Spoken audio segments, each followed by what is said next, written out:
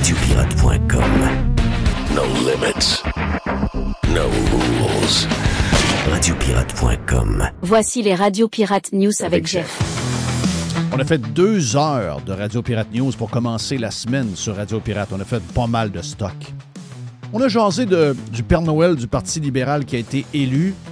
Pablo, pas tant de choses. On a parlé de toutes sortes d'affaires. Donc, on vous donne ce bout-là. Et vous avez encore 1h30, 1 heure, même plus 40 de stock si ça vous tente de venir sur Radio Pirate Prime avec nous autres. Un bon début de semaine au Pirate Cheap. Love you all.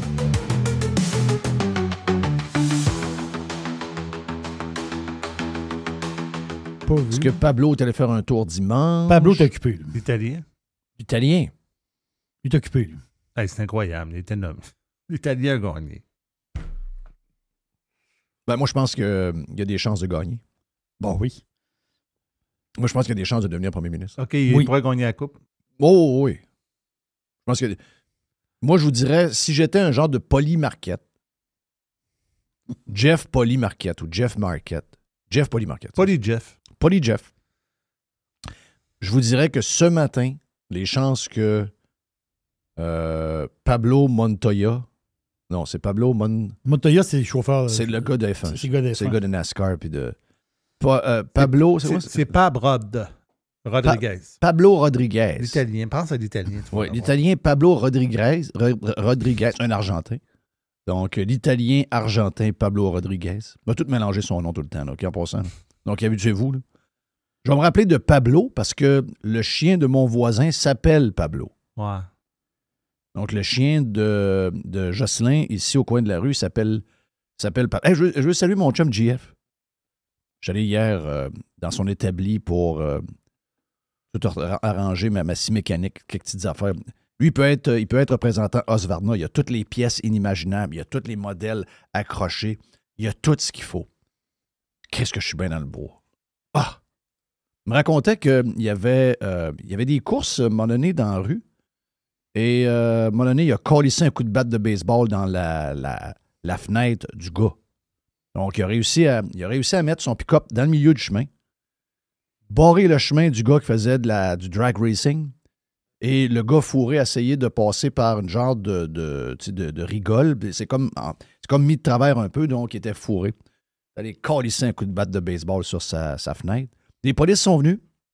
M'a t'actionner. Ouais, c'est parce que là, t'es rendu sur le terrain du voisin pas mal. Si lui t'actionne, t'as peut-être des chances d'aller en prison. Puis si toi t'actionnes lui, il va avoir probablement 1000 pièces d'amende. Donc, si j'étais toi, je ferais aucune action. Je prendrais mes petits puis je décalisserais. Donc, bonne manière de régler les affaires. Je veux saluer JF qui m'a donné un coup de main hier avec mes 2 scies. Ma Husqvarna et tout on mis ça en ordre. Elle est comme neuve. Elle pourrait être remise dans la boîte. Elle est extraordinaire. Donc, beaucoup de temps. Et merci à mon chum Rick, parce que je me suis ramassé un peu plus loin dans le bois, l'autre côté de la rue, avec le tracteur de Sylvain, qui n'est pas un tracteur fait pour aller dans le mou. Donc, j'ai réalisé ça. J'ai réalisé ça en fin de semaine. Donc là, je disais à Richard, je suis pris, Chris. Il vient me sortir de là. Donc, juste un petit coup de corde, sortir un peu. Et j'ai changé mon chemin. Je suis parti vers une autre place parce que j'avais un spot qui était un peu mou. Faut dire que l'arbre que j'ai tassé était un peu robuste. Donc, thank you à Rick, the Rocker Trucker, pour le coup de main hier matin. Donc, c'était une fin de semaine remplie de soleil, remplie de bonheur.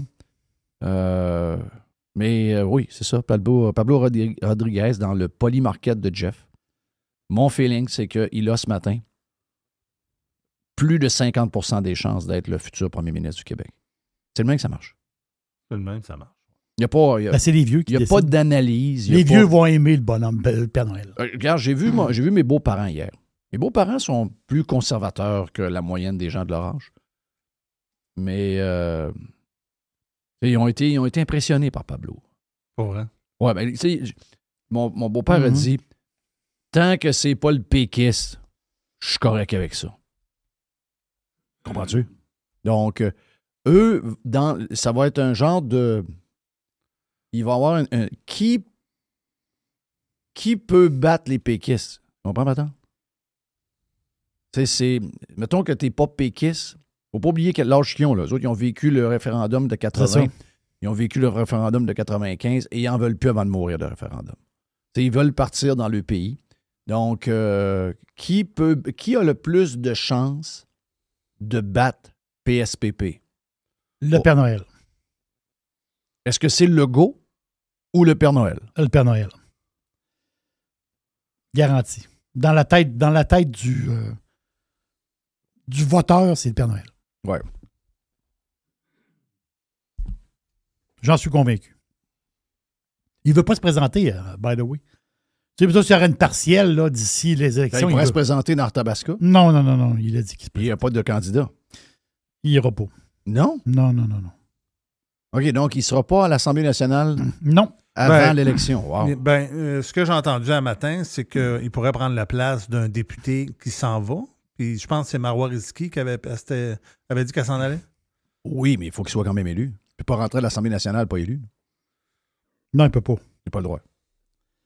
Il ne peut pas remplacer quelqu'un d'élu. Non. Il faut qu'il se fasse élire. Donc, il peut pas. Il n'y a pas quelqu'un qui peut laisser son siège puis que lui va s'asseoir à sa place. Tu ne peux pas faire ça. Ouais. Il a dit qu'il n'allait pas se faire élire avant la prochaine élection générale. Wow. Mais, je vais peut-être vous surprendre, mais Donc, il va parader, lui. je pense qu'il n'y aura pas d'élection dans Tabasco. Ah oui. OK. Toi, tu veux dire que ça ne sera pas serré? C'est ça? Mais moi, je pense que les élections vont être. Je pense que Dans les le élections droit. vont. Je pense que les élections ont des chances d'être. Ben non, parce qu'il y a une limite. Il y a une date limite. Oui. Mais je pense que les élections de. Les élections sont prévues pour quoi? Pour quand? Est-ce que c'est L'automne 26. l'automne 26? Octobre, je pense. 3 octobre, je ne sais pas trop. Il pourrait déclencher un an avant? Legault? Ouais. Ouais. OK. Mhm. Je sais pas. Tu sais, Le 15 septembre, la date maximale pour déclencher les élections. De ce que on j'avais dirait que entendu. plus il va attendre, plus ce sera une course entre le PQ et le PLQ. C'est bizarre à dire, là. Le PLQ, c'est un parti qui allait nulle part il y a 2 semaines. Là.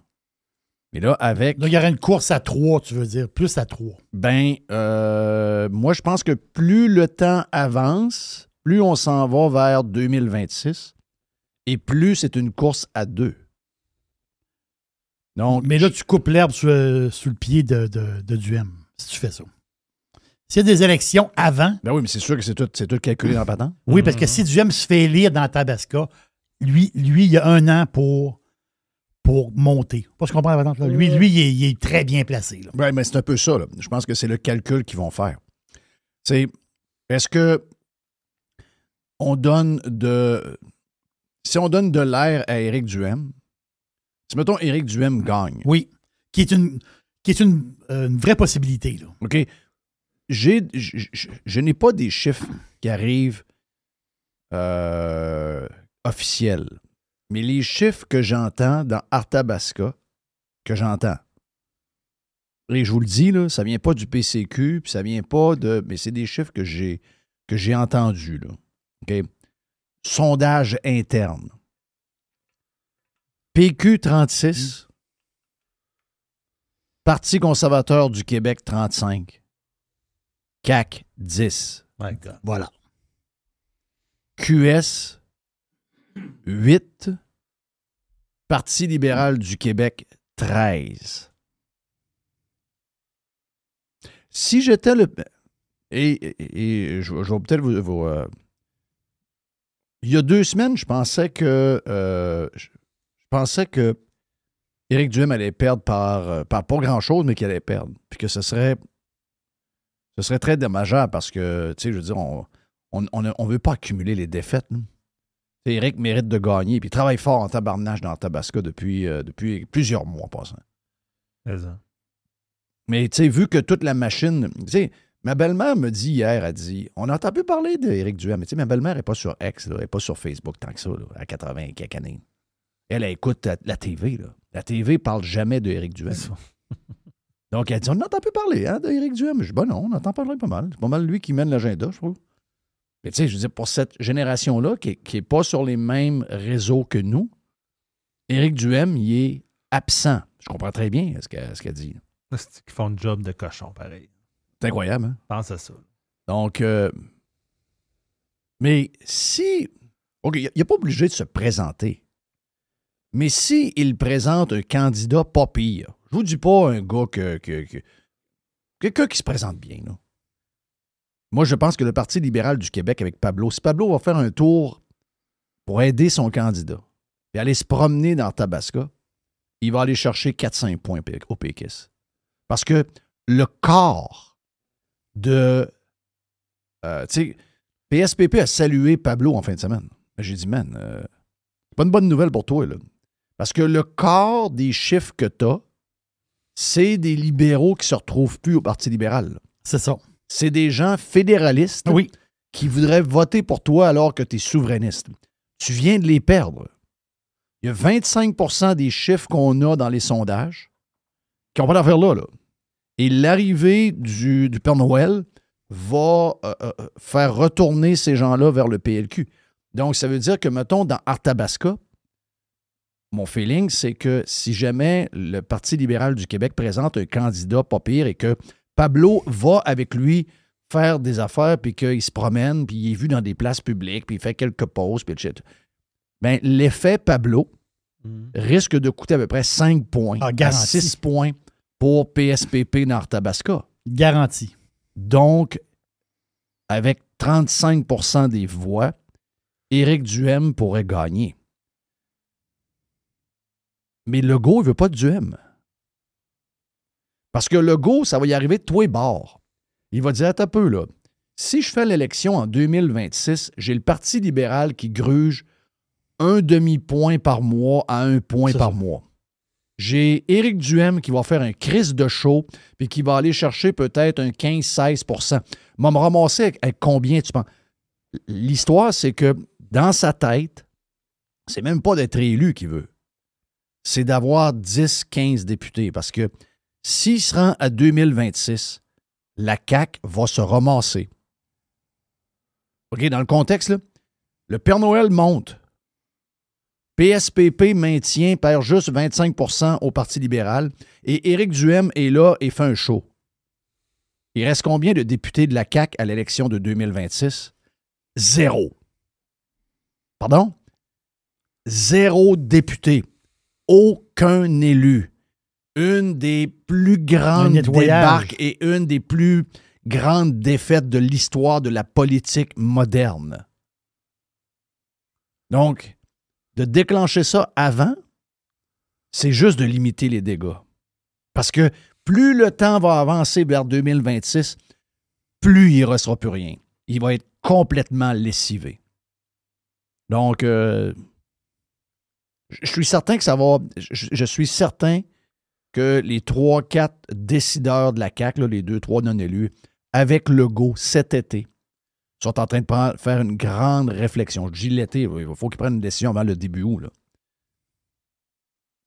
Et, ils vont s'en parler, c'est sûr. Ça, c'est garanti. C'est sûr que ça fait partie de la discussion. Et c'est même pas pour gagner l'élection. C'est juste pour survivre. Parce que plus le temps va avancer, plus ces gens-là vont être complètement éliminés de la carte. Il ne restera plus rien. Il ne restera plus rien. Tu sais, l'histoire du troisième lien, c'est méchante affaire de fucker, là. Ah, ça, Tu sais, come on, man. la grande, elle a dit n'importe quoi. C'est quoi cette histoire-là? Il n'y a pas de chiffre, il n'y a pas rien, des affaires. Il va passer. C'est n'importe quoi. Il y a un tunnel, pas de tunnel. C'est n'importe quoi. N'importe quoi. Pas de joke. Donc, c'est ce que je vois. C'est ce que je vois. Il y en a qui sont un peu découragés de l'arrivée de Pablo. C'est un gars qui veut de l'immigration, de ce que je comprends. Oui. Mais ça n'a pas d'importance. Si tu mets Blackburn ou Milliard, là, tu sais, c'est comme des gars, ça veut dire, qui paraissent bien, des messieurs, mais ça n'a pas d'impact. C'est pas le genre de politicien de même que ça prend pour les Québécois. Non. Le Père Noël débarque dans la maison de vieux, puis tous les vieux votent pour le Père Noël. C'est même ça marche. Là. C'est ça. C'est bizarre, hein? Même si le gars, tu dis, OK, oui, lui, il a un plan économique pour le Québec, ça n'a aucune importance. Zéro. le voteur québécois, ça, là, c'est aucun argument. Fais-toi pousser la barbe, puis fais des jokes, puis fais le fin. Oui, exact. C'est tout. C'est pas de plus que ça. Là. Arrêtez de raconter le moins d'histoires possible. Là. C'est une question d'image. Oui, puis c'est dur à décrire pourquoi.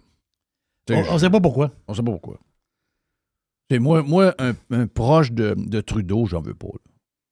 Moi, j'en veux zéro, mais ultimement, c'est le monde en veut là, il en veut là, il en veut là. Ils ont voulu Mark Carney. Je veux que je te dise. Là, tu vois la bonne femme avec la gang qui sont arrivés hier. Ben oui. Y a-tu eu l'allure? Madame Chornin? Ouais. C'est pas quelque chose qui me... Mais tu sais, je veux dire, calisse, va t'habiller. Va chez la coiffeuse. Et c'est tout le monde qui arrive, là. Oh, la visite arrive. La visite arrive. Tu sais, Carney, il ressemble à monsieur tu sais, dans Simpson, là, Mr. Burns. C'est ça, le... Oui. Ouais, tu parles de... Oh, tu sais, il a un petit peu le dos rond et Wow. il n'a pas l'air hyper confiant. Mais il y a une affaire, par exemple. Je vois qu'il y a un habit de 3500$ sur le dos. Là. Bon, ouais. Tu sais, Ça, Trump, que tu le veuilles ou non, il aime ça. Quel? Trump, il aime ça. Qu'est-ce que tu veux dire, pardon? Il aime ça, lui, d'avoir du monde de même. Oh oui, c'est Hein? ça. Il y a ça. Il aime. Mais elle est habillée. Elle est habillée comme la chienne à Jacques, là. Tu sais, voyons. Marche pas, ça. Aïe, aïe, aïe. Puis, as-tu été élu, elle? Ben non. Non. Reste chez vous. Là. Ben, je comprends, mais ça. Jean-Michel n'a pas été élu non plus, mais il est toujours avec Macron. Non? Reste chez vous, toi aussi. Oui.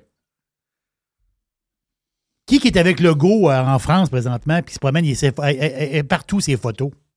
Ouais, c'est qui? La fumeuse? La fumeuse est là. Ben, voyage à Paris, ça se refuse pas. Là. Oh, ouais. Ah, ben, je vais suivre mon conjoint. On va leur faire du bénévolat, ici, quelque part, pendant ce temps-là. Là. OK, hey, voilà pour le petit bout qu'on vous a donné. C'est un des sujets qu'on avait. On avait une tonne de sujets dans la version Prime des Radio Pirate News. La boîte à Jerry et Reg aujourd'hui. Radio Pirate. Do you like it? Yeah! RadioPirate.com. Jeff Fillion. .com. La chronique de Régent Tremblay vous est présentée par les sauces Fire Barnes. Fire Barnes. Fais-toi plaisir, mets-en partout. Régent raconte avec Jeff. Régent informe avec Jeff. Régent dérange avec Jeff. Régent s'amuse avec Jeff. Régent podcast avec Jeff. Régent à Radio Pirate avec Jeff. Régent à Radio Pirate avec Jeff. Reg. Le podcast, avant le podcast, c'est de plus en plus long, je trouve. Oui, Oui, on c'est a vrai un qu'il est là. très bon podcast avant le podcast. Toujours est très... Le téléphone sonne. Ah ouais, donc, les potins à travers. Là, ton Sylvain Leplan, là, Oui. c'est quoi c'est son pseudonyme, il n'est pas connu. Non. Mais c'est quoi son plan là, sur le prochain match demain? Ben lui, il a prédit Canadien, les Panthers en 6 avant le début des séries. OK, donc ça va se finir demain. Je dois dire que si on prend 5 minutes, là, le match de samedi, c'est là. Tu sais, quand tu parles d'un match d'anthologie, là, comment est-ce que match là, de OK. hockey. Hein? C'est un T'as-tu trouvé Christy ça match. aussi, toi? Ah, moi, j'adorais ça. Je n'étais pas capable de dormir après. Là. Pas capable de dormir. Ah non, mais c'est un match de hockey, là. C'est une démonstration comment 4 trios d'une équipe peuvent offrir à peu près le même pace, le même rythme, puis avoir le même... tu sais, puis moi, j'écoute ça plus avec les années en dilettante. Quand je couvrais le Canadien, là, je faisais les 4 trios, puis avec les noms, puis les prises de possession de rondelles, puis tu vois le genre, là. Ouais. Ah, même, parce qu'on n'avait pas les stats avancés dans ce temps-là. C'est C'est ça. le journaliste qui le faisait. Mm. Mais samedi soir, j'ai regardé le match, puis là, à un moment donné, je parlais avec Sylvain hier. Puis le 15, là, c'est Lendl qui s'appelle. Juste, parce que tu as parlé des 4 trios, là. J'ai écouté la game avec ma plus vieille. Ma plus jeune, elle regarde, mais tu sais, elle ne s'assoit pas. Elle n'est pas capable. Elle rentre pas dans le match. Non, mais c'est parce qu'elle, elle-même, dans sa vie, elle a un pétard dans le derrière, donc jamais. Tandis que ma plus vieille, elle regarde. Puis là, j'ai dit, Ali, personne ne parle du 4e trio, mais Chris, que ce trio-là est important. Puis en 3e période, il était bon, ce trio-là. Principalement. Oui, jamais dans le trouble, mettre jamais. de la pression. Puis c'est rare que c'est le 4e trio qui fait avoir des punitions aussi. Oui. Alors, d'après moi, ils ont la meilleure 3e ligne de la Ligue nationale. Ah, mais c'est évident. Et pas de cette année. Là. Généralement, on peut dire que dans le hockey, là, on a vu des bonnes 3e lignes. Tu as vu d'ailleurs qu'ils sont tellement bons que de temps en temps, ils sont rendus qu'ils les mettent sur le power play. Là. Oui, la deuxième moitié de power play. Tu sais, ça veut dire beaucoup, là. C'est un des meilleurs 3. Puis ça, Jerry, tu le dis depuis un bout, là, c'est un des meilleurs 3e trios qu'il n'y a pas, là. Puis, un matin, je pose une question dans ma chronique, là, que je n'ai pas donné de réponse, parce que je ne l'ai pas, la réponse. Mais penses-tu, toi, que si c'est pas la Floride, que si c'est pas la taxation, puis que si c'est pas l'ambiance des Panthers, puis Paul Maurice, puis les champs, penses-tu, toi, que le Canadien aurait offert quelque chose pour... Parce qu'ils n'ont rien payé pour Brad Marchand. Ils ont donné un choix... Ça a donné un choix de premier rond. Deuxième ronde. Deuxième ronde. Choix de deuxième ronde des Panthers, ça veut dire que t'es rendu 32, t'es rendu 60e. Ben oui. Non, c'est un vol. Là. Puis, hey, ils ne payent pas. Il n'y a pas de salaire pendant les playoffs. Je sais. Non, il ne faut pas tomber en amour avec là, pour ne pas perdre la tête cet été si jamais on décide de le garder. Là, mais mettons qu'il fait un offre pas pire, c'est un gars à garder. Là. Parce que là, Bennett, les rumeurs, c'est que Bennett restera en Floride pour 8 ans avec un salaire beaucoup moindre. Tu l'as dit, les histoires d'impôts, il veut rester avec les boys. Ils ont peut-être une équipe qui va cliquer encore avec Zito pour peut-être un 2-3 ans. Là. Ekblad, il a déclaré, lui, en anglais, il a dit « My heart bleeds for the Panthers. » Ouais. Mon cœur saigne pour les Panthers. Puis il dit « Je suis prêt à prendre un salaire moindre. » Hey, ça commence. Le message que ça l'envoie à tout le monde dans le char, c'est que ces gars-là, ils veulent. Ils aiment ça. Ils sont heureux.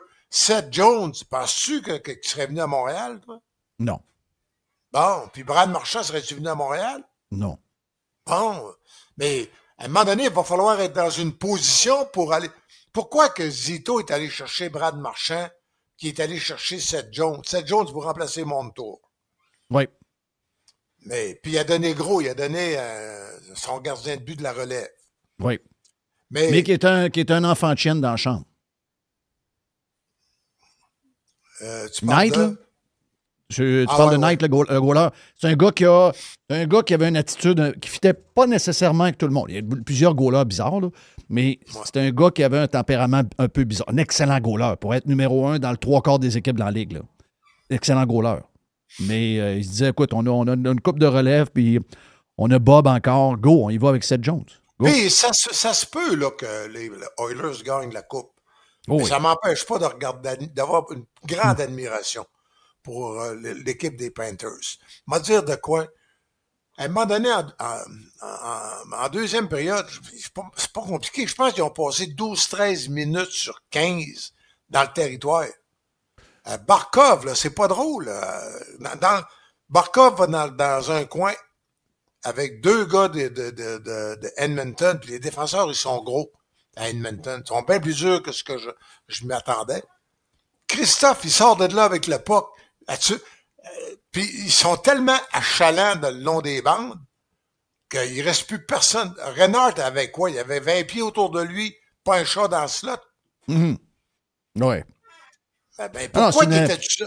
Écoute, c'est le dernier match, là, puis je te dirais même le match, l'autre victoire avant, c'était quoi? C'était le match numéro 3.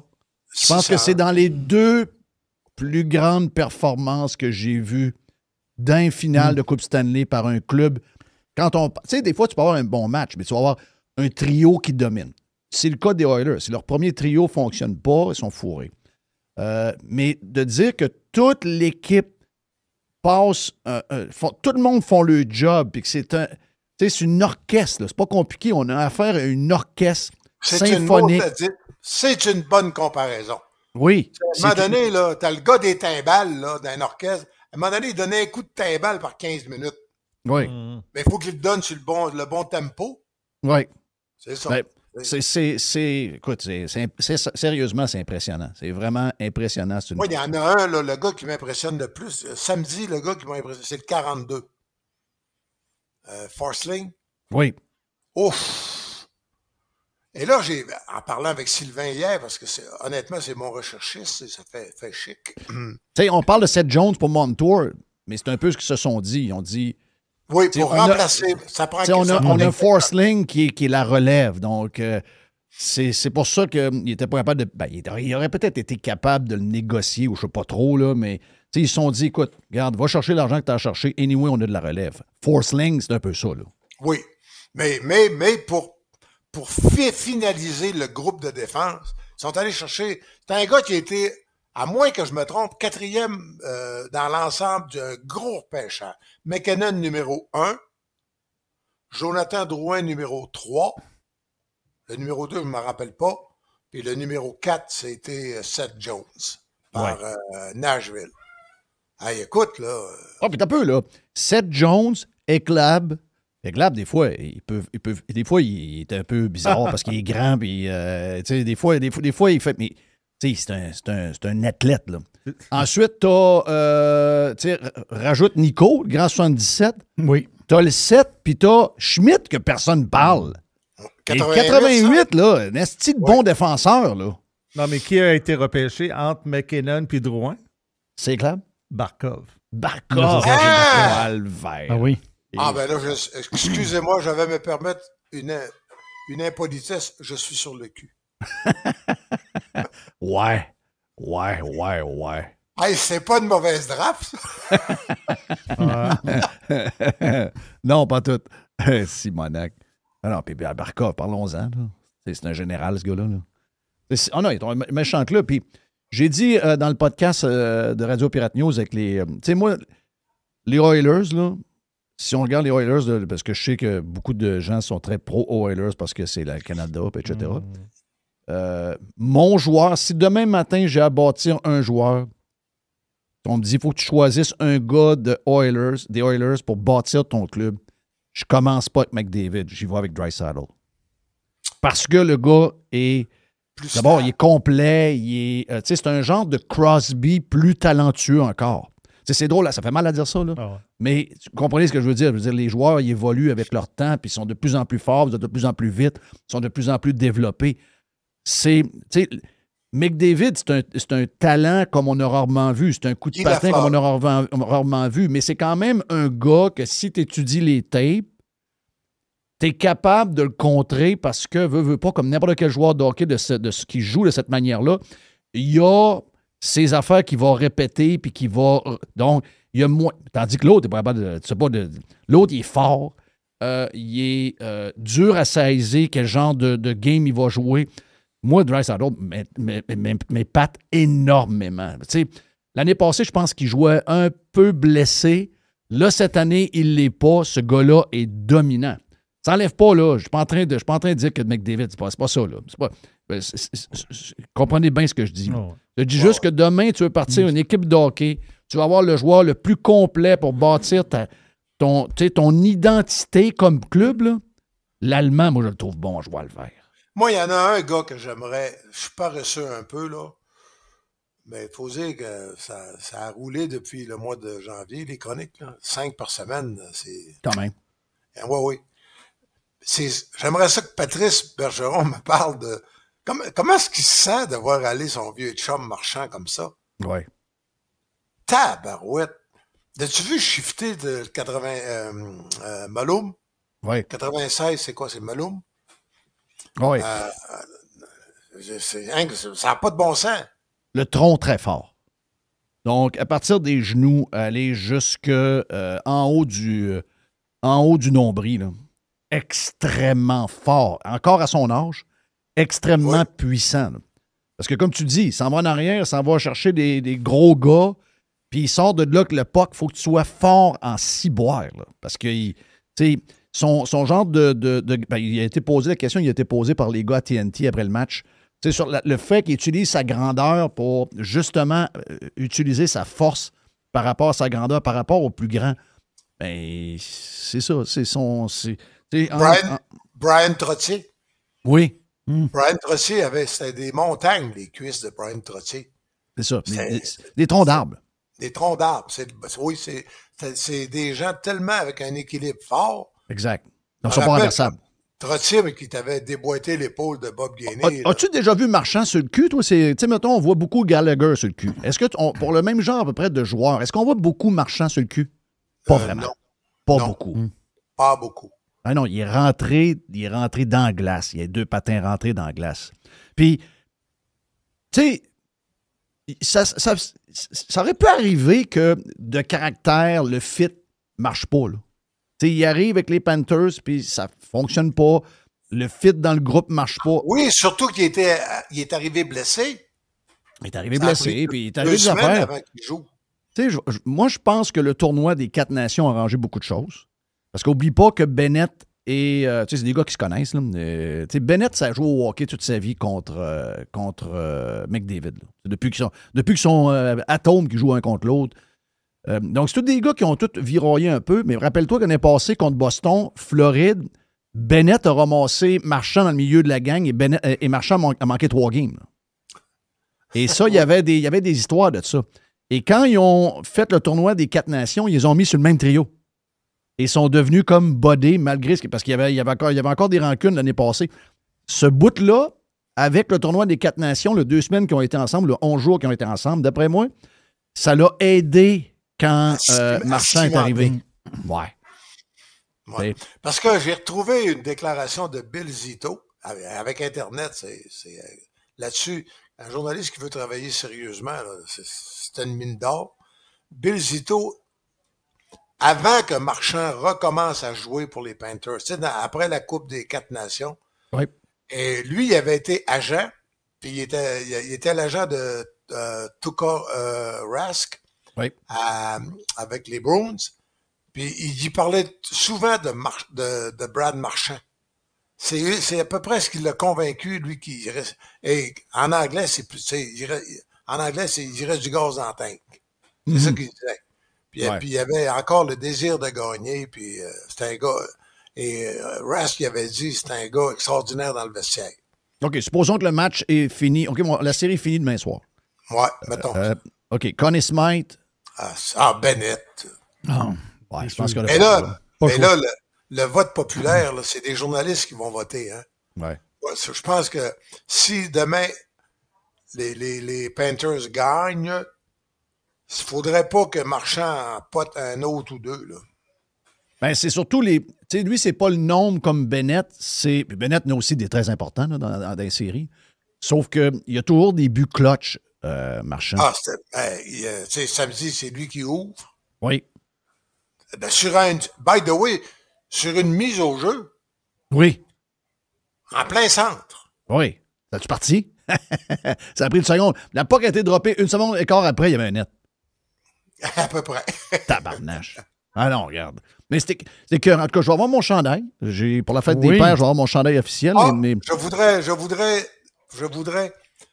Je voudrais faire un compliment. Alexandre Daigle puis Maxime Lapierre, honnêtement, moi, je trouve, ça fait longtemps que je n'ai pas vu, ils sont complètement différents. Leur vision est complètement différente. Maxime est très intense, puis Maxime, mettons Sam Bennett, lui, c'est son genre de joueur. Puis Alexandre Daigle, c'est le premier choix overall, un peu dilettante. Il y a une vision un peu, je dirais, souriante de tout ce qui se passe. Mais les deux, tu sais, le monde chiale tout le temps après TVA Sport. Mais je trouve que ces deux-là font vraiment un bon travail comme analystes. Puis, c'est la mode, c'est de vomir sur TVA Sport. Mais ces deux-là, Maxime Lapierre puis Alexandre Daigle, je trouve qu'ils font personnellement un très bon travail. Pourquoi tu dis que les gens vomissent sur TVA Sport?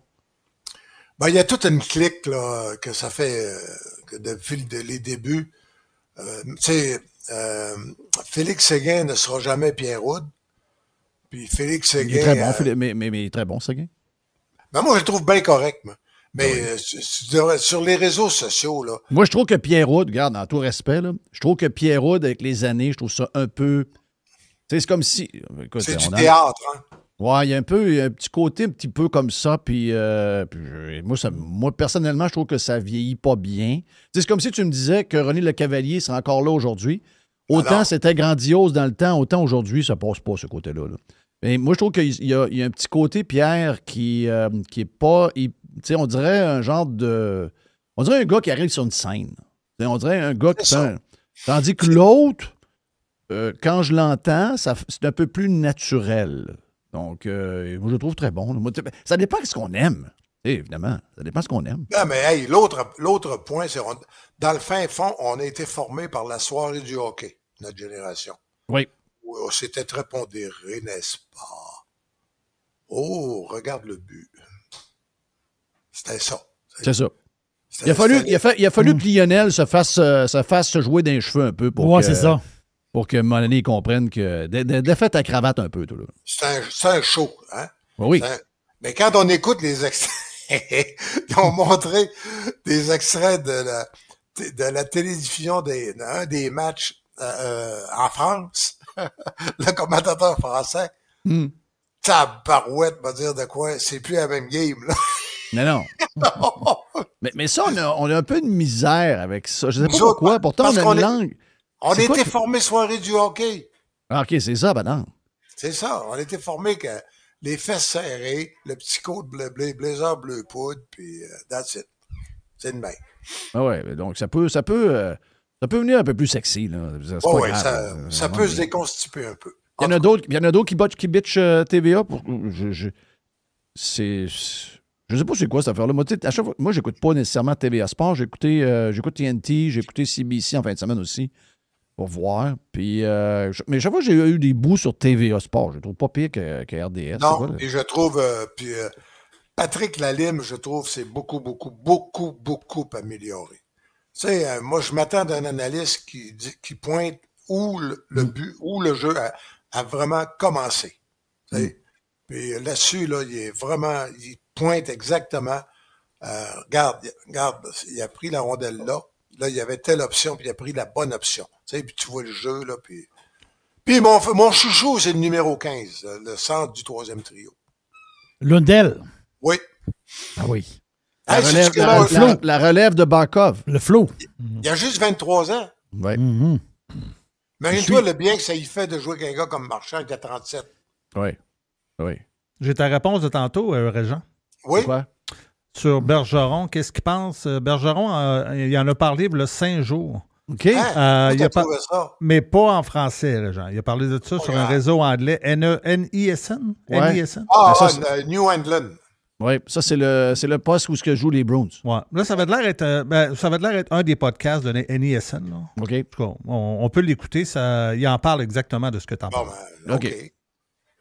There's another guy you know very well, Brad Marchand. It's still weird to see him in a different sweater and everybody celebrating the Rat King, but he's having himself a time in the Stanley Cup Finals. Somebody actually compared this finals to Vancouver versus Boston in 2011 just because of the swap for victories and the totality of how intense it's been. What do you make of him in this new sweater and how much success he's having thus far?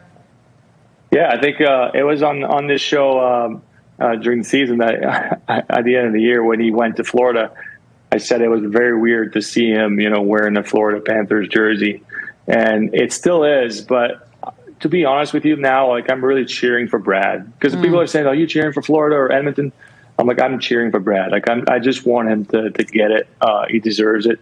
I've been impressed with the way he's been playing throughout these playoffs. He's been an amazing addition. Obviously, he's one of the reasons why they're in the finals. But with his play and the way that he's been carrying carrying the team and playing on that third line and really being so efficient on the PK as well and scoring some huge goals for the Panthers. So it's been an adjustment for me and my family to cheer for that team, but it's for good reasons. And I mean, I wish him and the Panthers obviously all the best because I want him to get it. Now, but you're Canadian. I mean, it's been a bit since the Canadian team has won the Cup. Are you sure about this? As I said, Raz my boy. I have to go with him. So, Zéro surpris de la réponse au complet. D'abord, quel gentleman. Quel gentleman. Zéro surpris de sa réponse. Exactement la réponse que je m'attendais de Patrice Bergeron.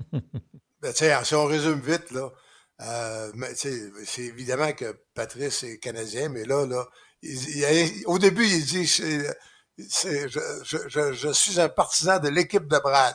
Oui, exact. Exact. Puis il dit que il a contribué, c'est le jeu de Marchand sur la troisième ligne, comme tous les savants observateurs dont nous sommes avaient noté. Ça a contribué à traîner le club jusqu'en finale de la Coupe Stanley. Puis bon, c'est le fun. Alors, c'est une belle réponse. Alors, c'est une belle réponse. C'est une réponse à la Patrice Bergeron. Il va arriver quoi de Patrice Bergeron, d'ailleurs? Y a-tu je ne sais pas s'il y a le goût de tu sais, quand tu l'entends, tu sens le leadership que tu voyais du gars sur la glace. Tu sais, lui, il arrivait sur la glace, c'est pas bon de parler bien fort. Il arrivait, la manière qu'il jouait, tu voyais tout de suite que c'était le leader. Tu voyais tout de suite comment il y avait la graine du leader, que peu de gens ont.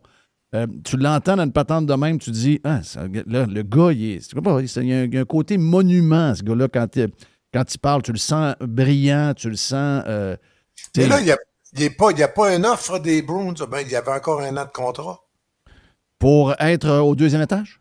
Ouais. Moi, il est genre de... Je sais pas trop qu'est-ce qu'il est, là, advisor, je sais pas trop, là. Moi, je pense qu'il y a une position avec eux autres. Il est en train d'apprendre, d'après moi. Ben, sais-tu quoi? Il n'y a rien qui te dit, t'écoutes parler ça, là, puis tu dis... tu sais, en arrière d'un banc ou dans un vestiaire avec des joueurs, il y aurait le coffre qu'il faut pour devenir un coach aussi. Oui, il peut être ce qu'il veut, en fait. Oui, exactement. Il peut être pas mal ce qu'il veut.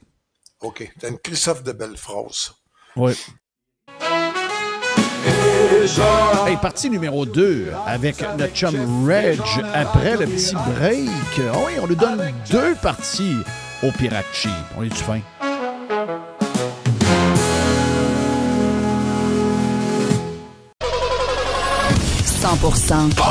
Pirate Radio. Pirate.com. OK, partie numéro 2 avec notre chum Reg sur Radio Pirate Live. Hey, mon ami Tom, c'est fini, là. Mais ouais, j'ai vu ça. Raconte un peu Tom Lapointe terminé. Ben, sais-tu quoi? La presse a fait un beau texte. Richard Labbé, qui a fait le texte. Puis probablement que Richard est rentré après, à peu près au moment où Tom est parti. Mais on sentait qu'il y avait connaissance de la personne. Puis ce que j'ai moins aimé, là, dans le Journal de Montréal, un texte de l'agence QMI, la seule personne qui ont c'est Charles-André Marchand qui, by the way, Charles-André se bat. Il a maigri, Charles-André, puis il a pu ses cheveux, puis il se bat contre un cancer à peu près l'équivalent de celui de Tom, là. Wow.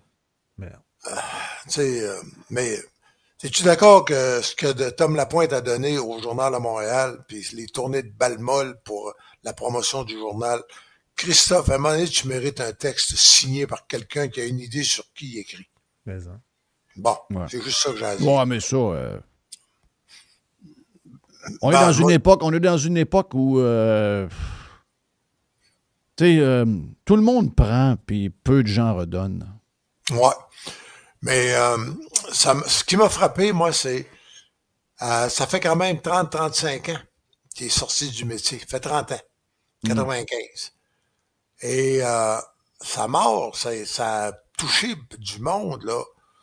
Je veux dire, ça veut dire que pendant le temps qu'il était là, dans le métier, je parle, comme journaliste à la presse, où il a été vraiment bon, avec des scoops énormes, puis puis au Journal de Montréal, il a été vraiment bon aussi. Puis rappelles-tu à CKVL avec Richard Morancy, puis Bref, à la radio, à la télé et dans l'écrit, il a vraiment fait un job parce que 30 ans après, il y a plein de commentaires des gens qui se rappellent. Évidemment que les 20 dernières années, les 25 dernières années ont été rough pour lui. C'est un miracle honnêtement, c'est un miracle qu'il ait survécu à tout ce qui s'est passé dans son entourage. Et, mais est-ce que c'est lui qui a quitté ce milieu-là ou le milieu l'a quitté? C'est lui qui s'est planté. Okay. En fait, c'est Richard Desmarais. Tom avait quitté le Journal de Montréal pour s'en aller directeur des sports à CKC puis au réseau. Mais en fait, même directeur, total. Je pense. C'était le directeur des sports. C'était un gros job à CKC à cause des expos, à cause du Canadien, puis tu sais, c'était une grosse affaire. Et Richard Desmarais a été nommé 2-3 semaines après directeur général. Et il a dit qu'il n'était pas son homme. Puis il l'a mis dehors. Ils ont dit, il y a une clause dans ton contrat, il te reste 3 mois, merci, bonsoir. Et là, Tom s'est trouvé une belle job, vice-président marketing communication à Blue Bonnets. Ouais. Et c'est là qu'il a commencé. Il travaillait, puis une petite gageure sur le 2, une petite gageure sur le 4, puis la trifecta, puis la perfecta, puis etc. Donc, Richard Desmarais, je connais Richard un peu, pas mal. Ouais. Richard, Richard, quand il arrive quelque part, c'est un peu lui la vedette, là. Donc, oui, ça a toujours... Non, la grosse vedette. La grosse vedette, ça a toujours été ça, là. Oui. Je n'haïs pas Richard, là, en passant. Là. Moi non plus. Tu sais, je sais pas, c'est pas ça au contraire. Non, mais c'est une question de tempérament. Oui, c'est ça. Donc, c'est un gars que quand il arrive à une place, il faut que ce soit lui la star. Donc, et Tom, c'était une star. Oh, Christophe, oui. Et une star qui avait été à CKVL avec Richard Morancy puis Claude Poirier. Puis Claude Poirier puis Desmarais. Richard Desmarais c'était le gros gars de fait d'hiver à CKC. Ouais. Mais entre toi et moi, quand tu arrivais sur un incendie, je l'ai vécu, moi. Tu arrivais sur un incendie à 5 alertes à Montréal. Poirier arrivait avec son truck. Il n'y avait pas le temps de débarquer que le monde lui demandait des autographes. Le monde tournait le dos aux pompiers puis au feu pour demander des autographes à Poirier. Desmarais a posté sa carrière en arrière de Poirier, là. Oui, c'est ça. Mais c'est spécial parce que, tu sais, c'était Richard Desmarais puis Tom. Moi, j'ai déjà pris une bière en Floride dans le milieu des années... 90, milieu des 92, 93. J'ai pris une bière avec Richard et Tom. Les gars parlaient, à ce moment-là, on va te dire de quoi ils parlaient.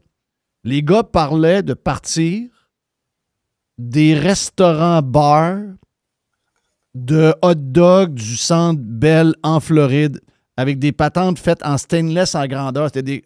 J'écoutais, je disais, Chris, les gars sont complètement virés fous. Mais, tu sais, c'était des excentriques de même. C'est ça, c'était des... Tom, c'est la poursuite de ses rêves de grandeur-là. C'est ça qui l'a amené dans les problèmes qu'il y a eu. Et ce que je veux dire, c'est que ce genre de tempérament-là, Richard est pareil. Richard, ça fait longtemps que je l'ai pas vu. La dernière fois, je pense qu'on était une gang de chums. Justement, Les était là, on était au Grand Prix. Il est venu manger avec nous autres un soir. Puis, tu sais, c'est le genre de gars, Richard Desmarais et Tom Lapointe, c'est des gars qui ne peuvent plus exister aujourd'hui. Donc, comprends-tu ce que je veux dire par là?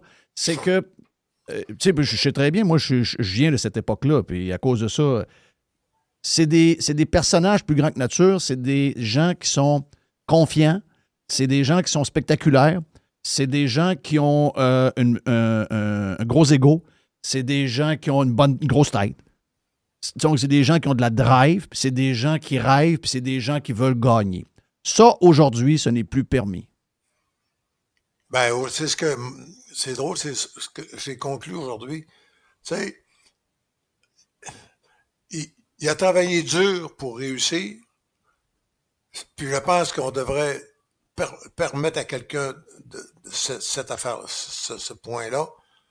Puis il a tout sacrifié pour chasser un rêve.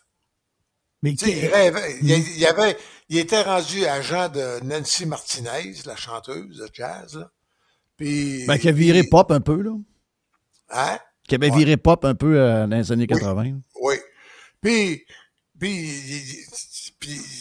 il a quitté. Quand il voulait d'un titre, Tom. Tom mesurait 5 pieds 4. Il venait de l'Ascension, de l'Assomption, c'est-à-dire Repentigny, l'Assomption. Ça avait commencé dans un petit hebdo. Ça avait pas de bac, puis je suis pas sûr qu'il y avait son cégep. Il s'est bâti lui-même. Mais Régent, qu'est-ce qui l'a amené en France? Y avait-tu un projet là-bas quand il est parti demeurer là-bas? Il s'est sauvé. Ah, il s'est sauvé, OK. Moi, je pensais qu'il y avait un projet en France qui avait comme mal tourné. Non. Non, il y avait deux Shylock qui voulaient sa peau à Montréal. OK, je comprends. Il y en a un qui ça commence par D, puis l'autre, ça commence par S. Des noms québécois. OK, donc il voulait avoir sa peau, là. Oui. Oui, parce qu'il y a des histoires d'argent là-dedans. Là. C'est sûr que quand tu suis quelqu'un, il vend un rêve, puis finalement, ça marche pas, puis du monde perd de l'argent, ça met tout le monde crise. Là, c'est ça. Et donc, il y avait des pertes de jeu. C'était pas énorme. Avec les intérêts, il ne pouvait pas s'en sortir. C'était 25-30 000. Mais des intérêts sur 25-30 000, quand c'est des Shylock, là. Oui, ça vient à 100 000, puis à 150, puis à 200 000. Ça monte bien vite. Ouais. Donc, il est parti en France. Et en France, ils l'ont checké.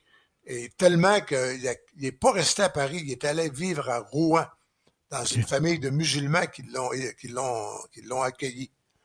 Puis après ça, c'est Marcel Béliveau, Monsieur Surprise, qui a prêté son appartement à Paris. Puis là, je l'ai déjà compté, mais je me suis arrangé, puis j'ai parlé à Gilbert Rozon, puis Gilbert, il a trouvé une job à Paris. Il faisait la tournée des bars, puis des... Il essaie de trouver de la relève. Oui, pour trouver des comiques. Mm. Puis c'est là qu'il a commencé son plan son jeu de quiz. Il était vraiment... Il a inventé... Puis ceux qui l'ont... J'ai de mes amis, moi, qui ont été invités. Il a fait un pilote. Ça a coûté une fortune. Tu sais, avec des tables de jeu, tapis vert, puis un présentateur. Imagine-toi, il a engagé un comédien pour faire de la présentation. Faites tourner un pilote d'une demi-heure. T'as-tu une idée comment ça coûte? Oui, ça coûte cher. En France. Oui. En 2004-2005. Puis là, après ça, ça prend du monde qui met de l'argent. Oui, mais là, il faut se rappeler de l'époque aussi. Là. Endemol fait quasiment des milliards à faire plein de concepts de même. T'as raison. Tout le monde est à la course du next big one. Occupation double. Oui. Ça, c'est Endemol, la maison hollandaise. C'est ça. Et donc, quasiment toutes les franchises. Tom, il invente un jeu, un quiz gambling. Puis, et il a travaillé une dizaine d'années, mais vraiment, là. Et là, à un moment donné, il s'est pris un agent, ça lui coûtait 10 000 par mois. Ben voyons. Son agent à Hollywood. Et là, il a déménagé à Hollywood pour pouvoir rencontrer un diffuseur américain. ABC l'a invité à un moment donné. Il s'est rendu jusqu'au bureau. Puis le gars, le directeur était occupé. Il est allé là un avant-midi, puis il n'a jamais ouvert la porte. Il n'est pas rentré. Ouais. Fait que c'est mort là. La pandémie est arrivée, puis là, il est revenu en Floride. Bonsoir. Ouais. C'est ça. Puis même dans son podcast, il pensait que son nom allait faire que le cash allait rentrer automatiquement, mais c'est pas même que ça marche. Là. Ça veut dire, faut que tu... C'est pas de la même manière de faire qu'avant. Là. Il y a 50 000 personnes qui en font des podcasts. Donc, il faut que tu détonnes, il faut que tu travailles, il faut que tu aies des affaires à faire. Donc, ça a été un flop. Là, son affaire qu'il a faite, son genre de podcast de sport, ça a été un flop. Non, il a fait un an. Oui. Mais la deuxième année, c'était prévu pour être beaucoup plus gros. Là, je vais vous parler d'endroits que vous connaissez, le très chic Thunderbird. Mm. Donc, il avait fait un deal, puis il faisait un talk show avec des invités puis un band. As-tu une idée, mais ça coûte? Oui. 4-5 caméras, c'est Carl Collin, qui était basé à Cozumel, je pense, ou à Puerto Vallarta, qui faisait ça du Mexique, la production. Et toutes les 5 caméras étaient organisées. Et il y a un membre de l'équipe qui a oublié de checker la qualité de l'Internet au Thunderbird. Ouais. Ils sont arrivés pour rentrer en ondes. Puis l'Internet, C'est quand même erreur Ok. Basic 101, là. oui, en pas de Christophe. zéro. Fait Fait que c'est ça. Fait que c'est ça. Tom est parti. That's Hey, it. dans les autres sujets, je sais, j'avais lu ton article sur Punching Grace là-dessus. Les autres affaires qui ont couru le week-end, je sais que tu en as parlé avec Mr. White en dehors du podcast, mais il y a eu des changements à Cogeco à Montréal. Puis, c'est quoi? C'est le site? C'est Hockey 30, c'est ça? Oui. C'est Hockey 30. Hockey 30, c'est qui le gars déjà? Parce que lui est très populaire. son David site. Garrel. David Garrel. Garrel. David Garrel. David Garrel. Français. Donc, un peu fait l'historique puis régler le cas de Pierre Martineau parce que quand même, il est arrivé beaucoup de choses là, dans les derniers mois à Cogeco puis au 98.5. Donc, le départ de Paul Arcand. Paul a bien peur de Trump. Paul, beaucoup de podcasts à la presse sur... Il faut que quelqu'un check. Veillez sur Paul. Paul est inquiet. Au moment donné, il faut en venir. Là. Tu ne peux pas penser à Trump 24 heures sur 24, on virait fou. Mais ça brasse beaucoup. Donc, Lagacé qui se ramassait là, Lagacé perd beaucoup de monde, lit des textes, personnalité qui manque un peu, essaye de recréer la même émission que Paul Arcand, ça lève pas. Philippe Quentin, ça lève pas bien. L'histoire de Filosa, l'histoire de Louis Lacroix, MC Gilles. l'histoire de MC Gilles, McSwing. Mettez-en. Finalement, on assiste à la démolition, puis probablement que ça aurait arrivé anyway avec le départ de Paul, juste d'essayer de rester là.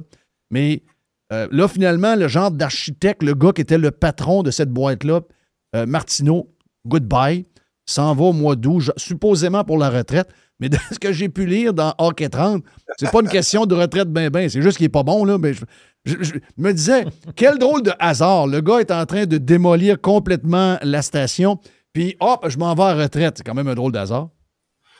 Oui, puis moi, j'ai une autre source d'information qui me dit, vous savez... le réseau a fait 80 millions de revenus, 35 cents de profit. Non, dans ce temps-là, c'est pas bon, là. C'est pas bon. Non. Comment je te dirais ça, donc? Honnêtement, là, Paul Arcand, comment tu veux remplacer Paul Arcand, Jeff? Tu sais, je veux dire, je sais pas si on réussit à te remplacer à Radio X, ou je sais pas ce que ça donne le midi, là, puis... Mais dans la radio traditionnelle, on va s'entendre que le Morning Man, c'est lui qui draine la station le reste de la journée. C'est là que ça part. Puis Paul Arcand avait une bonhomie en ondes. Dans la vie, il est drôle, Paul Arcand. Je sais pas si tu as eu l'occasion de jaser avec je l'ai vu une fois dans un show de TVA, il m'avait invité, il était pas super drôle. Non. Ah, il était chez la job, autrement dit. Ouais. Mais dans la vie, moi, je trouvais à la radio que à cause de Marc Brière, puis à cause de son staff autour de lui, là, il y avait bien du monde drôle autour. Oh oui, des petits extraits. Il faisait jouer il y avait toujours des genres d'extraits qui arrivaient. Ouais. Puis moi, j'ai fait au moins 20 ans avec, minimum. Et honnêtement, j'ai eu bien du plaisir. Et je suis pas sûr que j'aime beaucoup Patrick Lagacé aussi comme personne. C'est lui c'était mon modèle pour les jeunes loups. Tu sais, j'avais un jeune loup qui était beau, qui pognait, puis c'était beaucoup Patrick Lagacé, qui est meilleur, selon moi, Patrick est meilleur chroniqueur à la presse qu'il est à la radio. Mais je ne sais pas pourquoi ils ont assez. Puis l'erreur de Martineau. Écoute, je suis pas capable, je suis plus capable. J'ai écouté 98.5 pendant des années, pendant 20 ans. Et là, non. L'autre fois, je suis allé à Trois-Rivières aller-retour. Tu sais, ça, c'est Mirabel, Trois-Rivières, c'est 2h30, puis tu reviens 2h30. Ça te fait 5 heures de route. Si tu veux pas toujours, si ton téléphone commence à manquer de batterie, tu peux pas trop jouer Spotify. T'écoutes la radio. Puis à un moment donné, j'ai écouté Marie-Ève Tremblay, là, le matin, d'avant-midi. D'Ex-Blonde à Patrick. Bon, ben, tu sais, je suis pas, à un moment donné, c'est assez. Fait que j'ai écouté d'autres choses. Puis Ferrandez, j'aurais pas dû jaser avec Ferrandez. Depuis que j'ai jasé avec, je suis plus capable d'écouter. Ouais. Quand il m'a dit, moi, ça va prendre des dictateurs sur la planète si on veut arriver à bout des changements climatiques. Donc, moi, quelqu'un qui veut des... Alors, là, on a François Legault, c'est correct, là, mais à un moment donné, on trouve tout ça nécessairement sympathique. Fait que, non. Puis Philippe Quentin, qui était un très bon patron à la presse, je peux pas dire que ça m'anime beaucoup. Ça fait que si moi, qui est dans leur clientèle cible, là, c'est-à-dire un peu d'argent, donc qui est susceptible d'intéresser un annonceur, qui est quand même éveillé beaucoup à l'information, puis à la vie culturelle, puis à l'animation, puis si moi, ça m'intéresse, si je suis plus capable d'endurer ça, et Christophe, il y en a d'autres. Ouais, mais je vais te dire pourquoi. Ray, je vais te dire pourquoi tu n'es plus capable d'endurer ça. OK. Premièrement, tu as 80, mais tu évolues avec ton temps. OK? Ouais. C'est pas tout le monde qui font ça. Il y a des gens, surtout dans beaucoup d'industries, entre autres celle des médias, puis je dirais probablement, même si des fois tu es forcé de faire une évolution, mettons, à cause des changements technologiques, il y a un fond de conservatisme dans beaucoup d'entreprises. Tu sais. Puis il y a bien des affaires qui vont changer. Là. Ça va très, très, très vite. Hey, je veux saluer Ghislain, pas toi, Jess, un autre, qui est passé en avant de chez nous hier. J'étais en train de faire des affaires en avant de chez nous, puis le gars est en vélo, puis il arrête, c'est un pirate, puis il me dit... puis il me raconte que dans son domaine... Je ne veux pas dire l'entreprise, là, mais c'est une grande entreprise québécoise, une des 2 ou 3, 4, 5 entreprises les plus connues au Québec. Puis il dit, tu sais, quand tu parles de AI, il dit, nous autres, c'est tout un ajustement. Là. Il dit juste, chez nous, avant, il y avait 18 actuaires et avec le changement technologique de l'intelligence artificielle, on a maintenant 4 seulement. Wow. Donc, toutes les patentes d'actuariat sont faites par le AI. Donc, c'est 14 salaires de 100 quelques mille par année qui sont volés. Là. Donc, ça change. Il y a un paquet de choses qui changent. Dans le monde des médias, ce qui change, c'est TikTok, c'est les podcasts, et qu'est-ce qui pogne? Tu sais, quand tu vois que Acid Blais pogne, puis qu'il y a des affaires qui pognent, tu sais, qui sont... Là, tu vois comme qu'est-ce qui les intéresse. C'est quoi qui les intéresse, les gens? C'est quand ils voient du vrai monde. Là, à un moment donné, tu te dis, OK, je ne suis pas une business de podcast, je ne suis pas une business de TikTok, mais c'est quoi qui fait que ça pogne? Il faut qu'il y ait un peu de liberté dans ta patente. Il faut que tu engages des gens qui sonnent comme ce que les gens écoutent aujourd'hui. Tu ne peux pas faire la radio formatée que CKC faisait en 1983 et la répéter over and over. Je comprends qu'avec Paul Arcand, tu avais ce vieux style de CKC que tu avais amené au FM. Mais une fois que Paul s'en va, tu n'essayes pas de trouver un imitateur de Paul Arcand. Tu essaies de trouver quelque chose qui ressemble à ce que tu vois sur Facebook. Qu'est-ce que tu vois sur TikTok? Qu'est-ce que tu vois sur YouTube? Il faut que ça sonne vrai. Il faut que ça sonne 2025. Tu sais, je veux dire, tu n'écris plus tes chroniques comme tu les écrivais avant. Tu t'as trouvé, tu évolues avec ce que les gens veulent. Mais, tu sais, je veux dire, l'histoire de l'agacer, l'agacer ne pourra jamais être Paul Arcand. Puis d'essayer d'être la copie de Paul Arcand, c'est une mauvaise idée. Puis, en même temps, les gens veulent, mais ce que les gens veulent, c'est que tu sois vrai, toi. Oui. Tu peux pas écrire pour faire plaisir au monde. Tu sais, la fille que tu parles, là, l'ex-blonde de Patrick qui fait le matin, là, elle a 26, 27 ans. Là. Elle rentre en onde et elle est complètement une autre personne par rapport à ce qu'elle consomme elle-même comme patente culturelle sur son téléphone. Pourquoi tu veux faire ça? Pourquoi t'es pas une fille de 26, 27 ans qui arrive avec ce que tu es dans la vie de tous les jours? Pourquoi prétendre être quelqu'un que tu n'es pas? Mais ça, c'est le problème c'est un peu le problème des médias. Puis, tu sais, tantôt, on parlait de RDS puis de TVA, que c'est très relié à ce que Radio-Canada était. C'est pour ça, moi, que j'écoute TNT. Pourquoi j'écoute TNT? Parce que sur le panel, il y a Biz. Tu vas avoir... Oui. Tu vas avoir de l'enthousiasme spontané. Ben, parce que Bissonnette, là, Bissonnette, c'est une bébite. C'est un gars qui a joué pour l'Arizona, qui restait chez Wayne. Wayne est devenu un de ses meilleurs amis. Mais la raison pourquoi Bissonnette est rendu ce qu'il est aujourd'hui, c'est pas sa carrière de hockey. C'est ce qu'il a fait avec Barstool. Donc, à un moment donné, il faut que tu regardes alentour de toi. C'est qui sont les vedettes du web? Ben, TNT l'ont fait. Ils sont allés chercher. Ils ont sorti de la boîte un peu. Ils ont dit, on sort de la patente. Ben oui, ça prend Wayne pas loin de temps en temps parce que tu vas avoir l'icône. Mais à côté de l'icône, tu as le gars qui fait que le panel part de tous les directions. Là. Il y a un côté wild là-dedans, mais c'est ça que c'est devenu aujourd'hui. TikTok, c'est wild.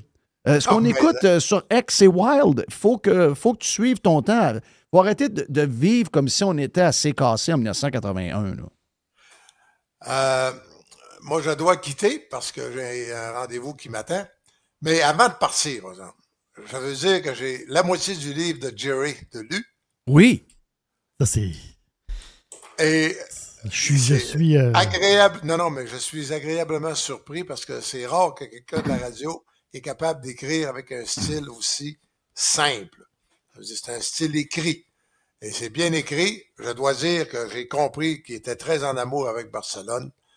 Et que le reste de la planète, ça n'arrive pas à cheville. Je vous laisse. Yes. Salut. Il est en amour avec l'Espagne et surtout avec Lynn. Ben oui. Donc, sa femme. Tu vas aimer mon épilogue. Yes. Hey, thank you, Reg. Bon meeting. On s'en parle la semaine prochaine.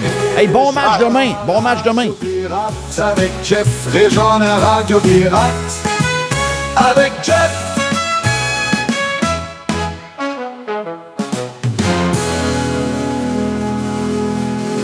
La chronique de Régent Tremblay vous a été présentée par les sauces Fire Barnes. Fire Barnes. Fais-toi plaisir, mais en partout. Radio Pirate. Radio Pirate. Enfin. Pirater, c'est légal. Radiopirate.com.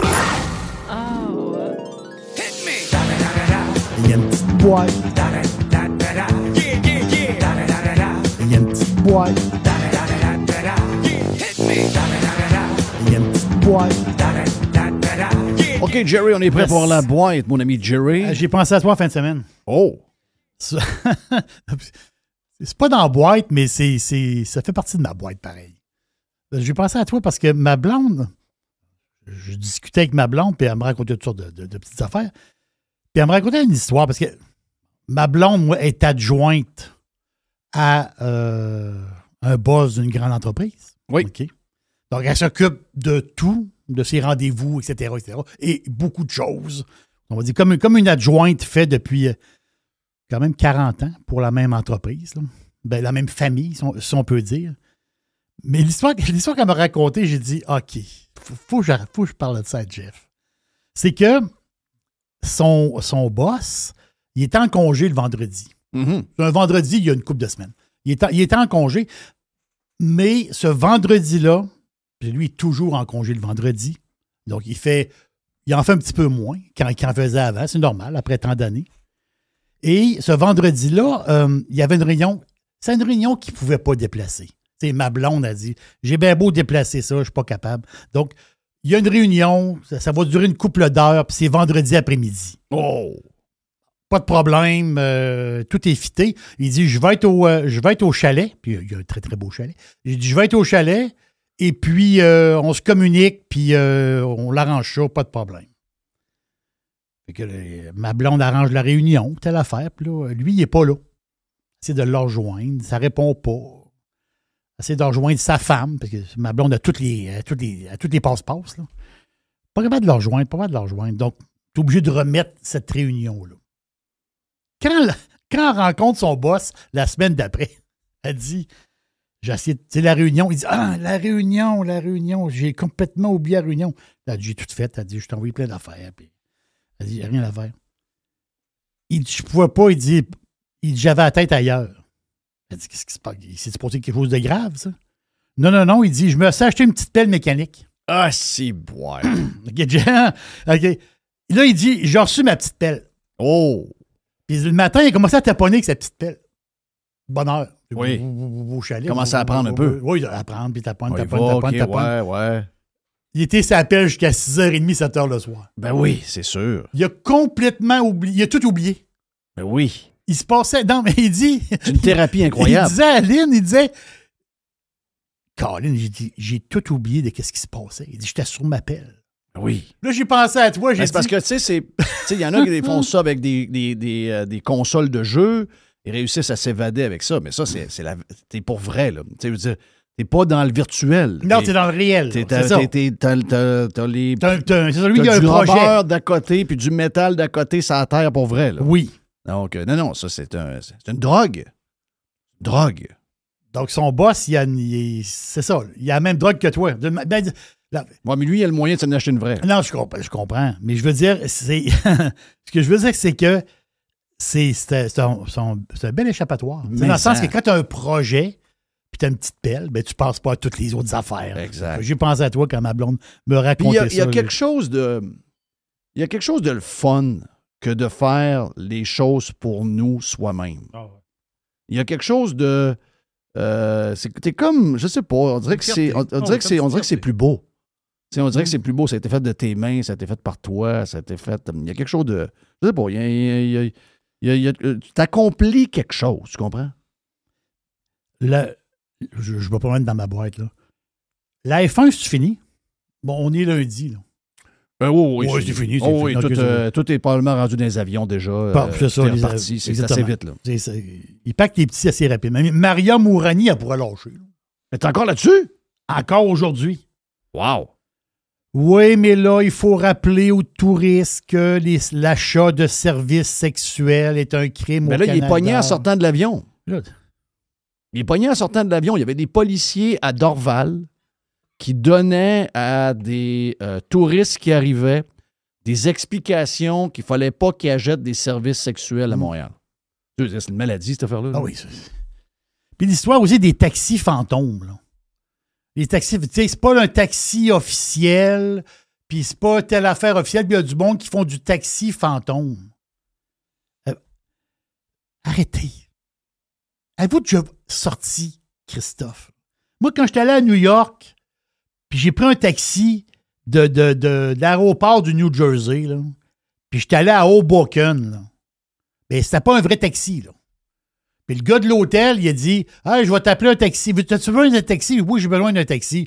Il arrive un gars qui a un genre de troc noir, mais c'était pas un taxi, là. C'était son chum, là. Il t'a dit le prix avant? Il a dit le prix avant, aller-retour. Puis il dit pas de problème, il dit « Je vais vous attendre. » Il a attendu le gars 1h30. Puis on est revenu après. On avait quelque chose à faire. Mais, ça veut dire, c'est pas grave, là. Ça veut dire, c'est pas... Il n'y a pas de scandale. Je comprends. Oui, mais là, les taxis, les Uber, là, arrêtez, là. Il faut être plus blanc que blanc tout le temps. Il faut être comme une espèce de perfection totale. C'est la fin de semaine du Grand Prix. Le monde s'amuse. Point. Et arrêtez. Arrêtez de chercher des poux, là. La ville est pleine de cons. Oui, arrêtez, Christophe. La ville est remplie de cons. Non, mais c'est parce qu'on a la bébête ici que si c'est pas le gouvernement qui gère la patente, tout est illégal. Même s'il y a 3-4 raids de taxi illégales puis que le gars il a fait un 50$ en dessous de la table, on va pas virer à l'envers pour la ville au complet, là. Arrêtez. Arrêtez. On est donc bien, on est donc bien puritains. Mais ça. Calisse qu'on est puritains. Hey, dans des sujets, là. Oui. C'est, on a parlé la semaine passée avec Jay the Pilot de l'histoire de l'immigration, avec la manière que ICE manage toute la patente. Moi, je vous disais, faut faire attention. Sortez les criminels, sortez les derniers qui sont rentrés, sortez ceux qui ont des... Mais si vous sortez du monde que ça fait 10 ans qu'ils sont là parce qu'ils n'ont pas de papier, ils travaillent dans des champs en train de vous nourrir, sont en train de bâtir des maisons, sont en train de... j'ai quelqu'un qui m'a écrit on est allé en Floride. Ma compagnie de gazon puis de coupage d'arbres ne répondent plus. Les gars se sont sauvés, ils ont eu peur. OK? Et là, il y en a tellement qui sont dans le trouble et il y a tellement plus de compagnies pour faire le job que les compagnies ne veulent plus vous avoir comme client. Donc, si vous demandez un prix pour faire une job de telle chose, mettons, qui coûtait 100$ par mois, vous allez avoir le même service à 1000$ par mois. Donc là, Trump vient d'annoncer ce que j'ai parlé la semaine passée. Il vient de dire aux agents de ICE, laissez tranquille les patentes là, laissez tranquille les affaires de monde dans le champ qui sont en train de travailler pour les fermiers. Laissez tranquille le monde qui travaille dans la restauration. Laissez tranquille les gars qui coupent du gazon. Et laissez tranquille les gars de construction. Concentrez-vous à sortir les criminels des cartels qui sont rentrés. Donc, finalement, on était en premier là-dessus. Radio Pirate est souvent en premier. Radio Pirate est souvent... La raison pourquoi je le dis, c'est que ça nous arrive tellement souvent qu'on est une couple de semaines, une couple de mois, une couple de jours avant, que quand ça arrive, on n'a pas de mérite parce qu'on est tellement rendu à d'autres sujets. Mais sacrément, on en a parlé la semaine passée. Il faut qu'ils mettent sinon, il risque d'avoir des problèmes. Moi, j'ai vu des quartiers, OK? Des quartiers avec des 20, 30, 40 maisons en construction. Là. Il n'y a plus un chat qui travaille. Là. La maison est aux 3/4 complétée. Il n'y a pas de camion panel blanc. Il n'y a pas rien. Les gars sont tous sauvés. Là. Les gars, ils ont toute peur. Là. Donc, ça, là, c'est dommageable. Là. C'est dommageable pour l'économie. Et si vous pensez que des Américains blancs qui tout bonnement vont aller prendre la place des Mexicains qui travaillent ces chantiers de construction à faire des toitures ça à va 36 arriver, degrés, mais de temps en temps. Ça n'arrivera pas, je vais te le dire. Parce que s'il y avait à être là, il serait là. Il n'y a pas personne de la gang qui vont pas. Il n'y a pas personne qui va partir une compagnie pour remplacer le Mexicain ou le gars de tel autre pays. Non. Les autres partent, il n'y a personne de les remplacer. Là. Donc, si vous aviez avant, mettons, 20 000 entreprises, puis ils en partent 10 000 parce qu'ils ont la chienne, ils sont partis chez eux, parce qu'ils ont eu peur de se faire mettre dehors avec pied dans le derrière. Oui. Mais les 10 000 entreprises, ils ne seront pas remplacés. Là. C'est pas quelqu'un, c'est pas un blanc ou un black ou peu importe. Non, ils sont pas remplacés. Là. Les Latinos font des jobs qui sont essentiels. C'est exactement le cœur de mon discours la semaine passée. Et ton discours, il était logique. Quand tu arrives sur le terrain, c'est autre chose. Si on peut faire un parallèle, mettons que tu dis l'industrie, construire des choses aux États-Unis, avoir les usines, ça c'est une bonne idée. Mais l'affaire, c'est que dans le concret, qui va travailler dans l'usine? Et là, l'histoire. Voilà. À un moment donné, c'est qui, là? C'est-à-dire, oui, il va y avoir du monde. Oui, mais non, il va manquer de monde. Et là, l'histoire. Là. En parlant de construction, calife de calife. Tu sais, là, on est en pleine grève encore. Là, l'Alliance des syndicats dépose une plainte contre l'APCHQ. OK. Il dépose une plainte au tribunal administratif. Là. Ils disent que la partie patronale négocie de mauvaise foi. Ils trouvent qu'ils sont pas fins, puis qu'ils négocient mal. Puis ils disent qu'ils ont des pratiques déloyales. Je ne sais pas tous les détails. Comment vous dites de quoi? Mais là, ce bordel-là, t'as un peu. Les vacances de la construction commencent le 20 juillet. Oui. Okay, on est quelle date aujourd'hui? On est le 16 juin. Donc, c'est dans un mois. Là. Si ça taponne encore 2-3 semaines, oublie ça. Là. Ça va aller au milieu août si ça recommence. Là. C'est un désastre, Jeff. En tout cas, l'Alliance des syndicats, c'est pas facile parce qu'il y a beaucoup de chantiers qui sont quand même ouverts. Hein. Les jeunes travailleurs sur la construction, moi, j'ai plein de pirates qui m'envoient des vidéos de places où il y a des constructions de maisons. Ah oui? Et il y a du monde. Là. Le monde travaille. Là. Et la raison, c'est que les jeunes répondent, moi, j'ai pas le moyen de faire de grève. Là. Pas le moyen. La vie coûte trop cher. Je peux pas faire de grève 5-6 semaines. C'est nos meilleures semaines. Je peux pas faire ça, là. Donc, il y en a qui sont allés, ils ont essayé d'arrêter les chantiers. Ça a arrêté pendant une couple d'heures pour qu'il y ait de bagarre, mais les gars sont tournés le lendemain. Là. Donc, ils ont perdu le contrôle de la patente. Là. Les syndicats n'ont plus la force d'avant. C'est fini, ça. Bonne affaire. Ben, moi, je pense que dans les jeunes de 40 ans et moins, si tu leur donnes le choix, dans le milieu de la construction, tu leur donnes le choix d'être syndiqués ou non, facilement, 75% des jeunes ne veulent plus payer le 3 000 $ qui ne leur donne rien. Tu me donnes un T-shirt à 3 000. Tu ne veux rien savoir de ton T-shirt à 3 000 avec le logo de la CSN dessus. Tu ne veux rien savoir alors que vous autres faites des gros parties, des gros soupers, des gros comptes de dépenses. avec des gros pick-up payés par le syndicat au bureau chef. No way. Donc, ils ont perdu énormément de pouvoir. Ils le voient dans cette négociation. C'est la première fois, je me rappelle pas d'avoir vu ça au Québec. Habituellement, les gens étaient tombés en grève. Là. Puis, il faut dire qu'il y avait plus de violence avant, là, on va le dire. Là. Oui. Aujourd'hui, c'est plus toléré, ça. C'est des gros bras qui arrivent quasiment avec des battes de baseball sur un chantier de construction. De temps en grève, tu décrisses, bang, quasiment un coup d'un jarret, ça n'arrive plus, là. Sinon, tu te ramasses en prison. Donc, c'est un gros changement pour eux autres. C'est une grosse perte de power pour les syndicats, pour l'Alliance. Très gros. Très gros. Il faut que ça se règle. Il faut que ça se règle au plus sacrant. La rencontre du G7 à Kananaskis. C'est où? Entre Calgary et Banff. C'est là, la place qui se rencontre. Beaucoup de monde avec des têtes avec des flèches.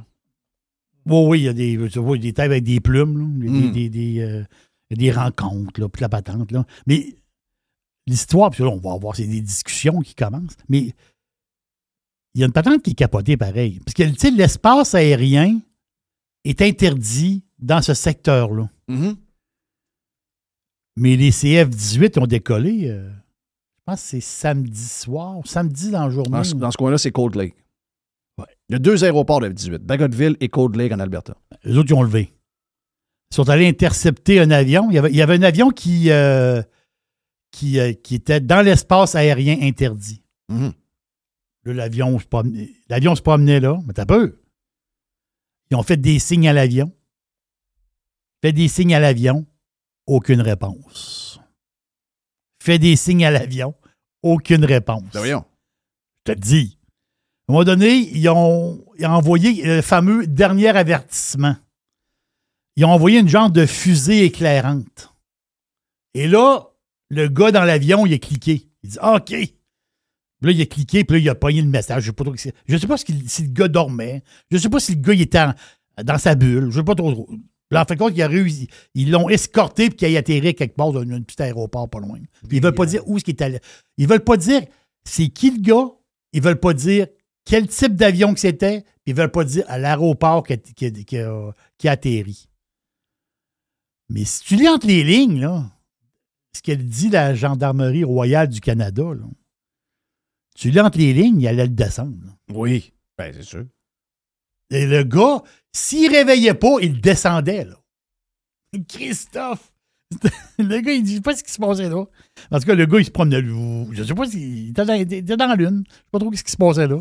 Mais on va peut-être avoir plus de détails là-dessus en parlant d'avion. Là, c'est le salon du Bourget qui est ouvert à Paris. Donc, le Paris. C'est pour ça que je suis là. Ben oui. Ah oui, je vais, moi, en tant que premier. C'est quoi tu fais là? Le gars est là avec sa femme puis Fréchette. Ils font quoi là? Les autres, ils veulent. Puisque le gars, ce qu'il veut, c'est que le gouvernement canadien a dit qu'il voulait dépenser bien de l'argent pour le militaire. Et là, l'affaire, c'est qu'il y a un avion militaire. Parce qu'il y a un genre de programme conjoint Bombardier et Saab.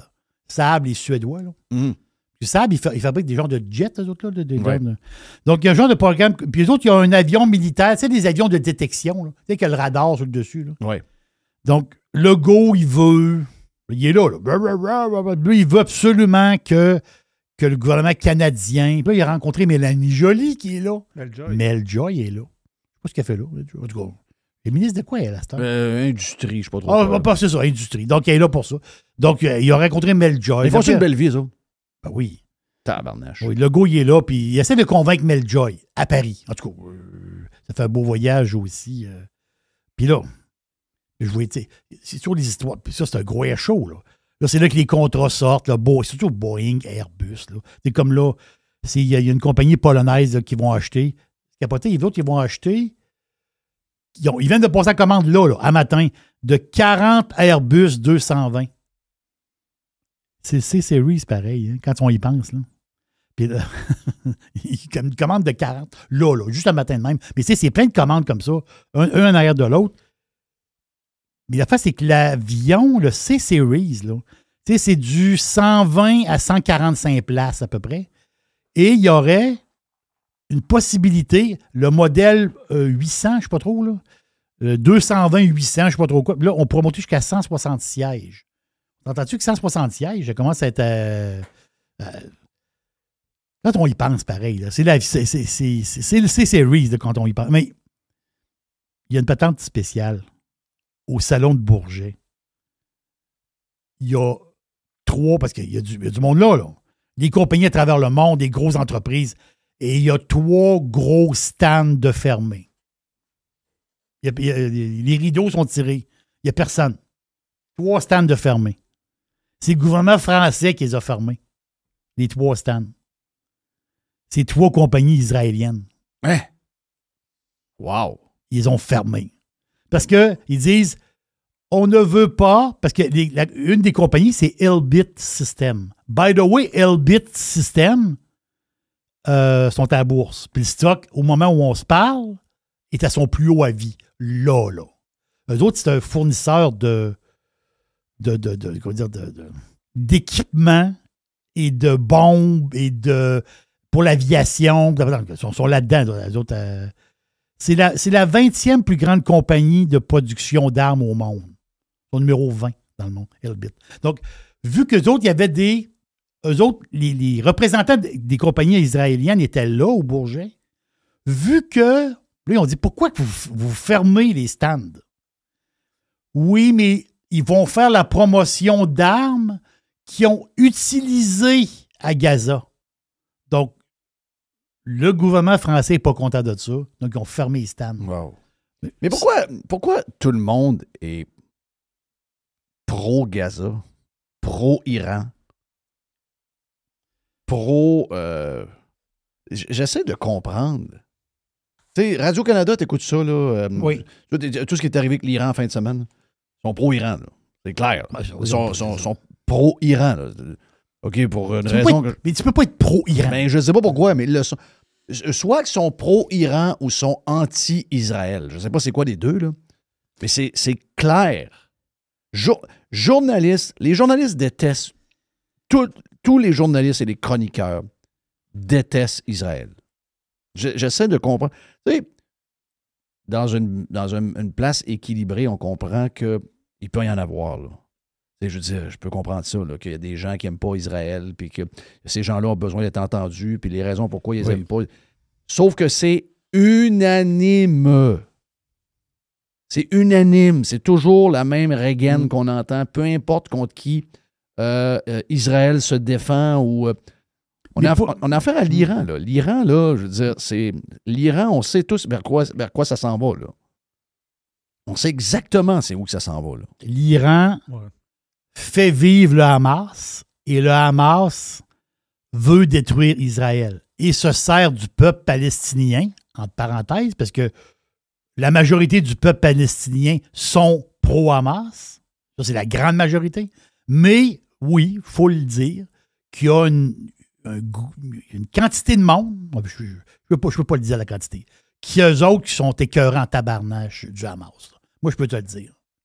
Avez-vous parlé du monde qui se sont fait revirer en Égypte? Non. Non. Mais ça, c'était... Ben, l'Égypte, ils veulent pas. L'Égypte, ils veulent rien savoir. L'Égypte ne veut pas avoir de Palestiniens sur son territoire. As-tu vu la frontière entre l'Égypte Parce que pour les Égyptiens, une place où c'est déjà dur de garder l'équilibre, là, si tu amènes les Palestiniens dans la place, ils perdent le contrôle. C'est arrivé dans d'autres pays. Oui. As-tu vu la frontière? Oui, l'épaisseur, ça a 7 couches d'épais. Oui, je sais. Il faut que tu passes 7 gates. Oui. Ils veulent rien savoir. Il n'y a personne qui passe là. Si tu grimpes, il y a des barbelés, puis il y a des places où il y a des barbelés spéciaux avec lame de rasoir. C'est impossible de grimper là. Tu dis, je vais couper des affaires, je vais essayer de grimper. Oublie ça. Là, eux autres, ils pensent qu'ils peuvent aller partout dans le monde manifester comme ils font ici avec leurs patentes. Là. Mm-hmm. Mais non. Parce que ce qui arrive, c'est que le peuple, parce que ceux qui sont pro-Palestine puis qui manifestent, OK, ils ont l'idée un peu, ça c'est mon avis, ils ont l'idée un peu, comment dire, rose, que les Palestiniens ne sont pas dominés par un groupe terroriste. Il faut comme ils mettent ça à part. Ben, ils ne sont pas à part. La majorité sont dedans. Là. Les gens du Hamas sont de quelle nationalité? Ils sont palestiniens. Ils sont pas mal palestiniens. Là. Ils sont pas mal palestiniens. Donc, ça veut dire quoi, ça? Qu'est-ce qu'ils veulent, eux autres? La destruction d'Israël. Avec l'argent de l'Iran. Oui.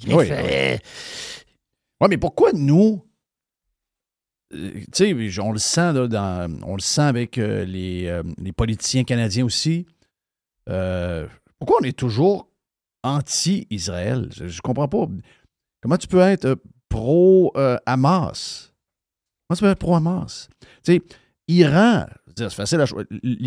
Bon, peut-être qu'il y en a qui vont prendre pour l'Iran parce que les rumeurs courent que l'Iran aurait été intercepté 2 fois. Il aurait essayé de tuer Trump.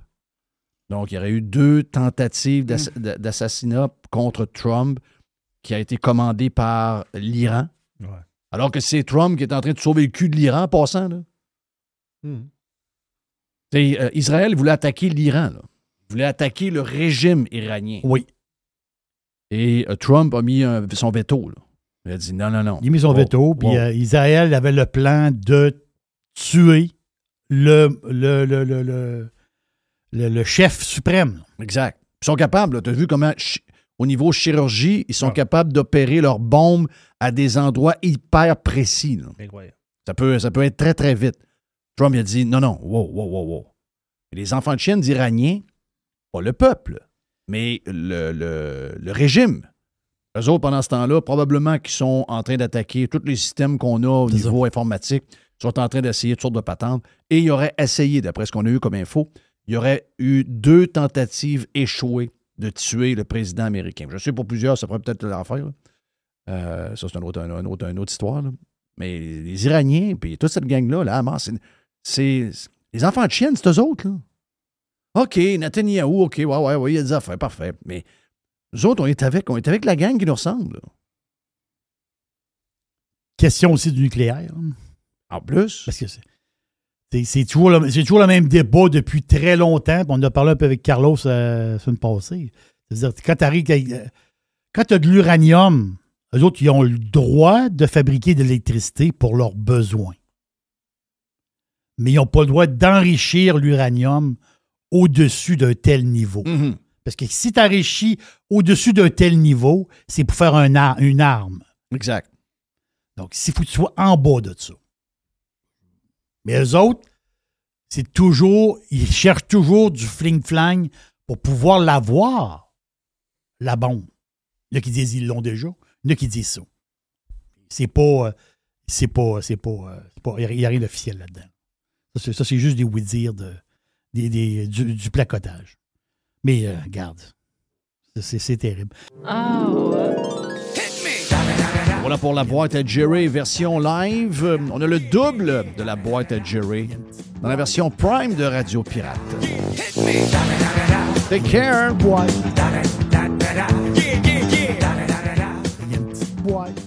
Pirater, c'est légal. Radiopirate.com. Radio Pirate. 100%. 100% Pirate.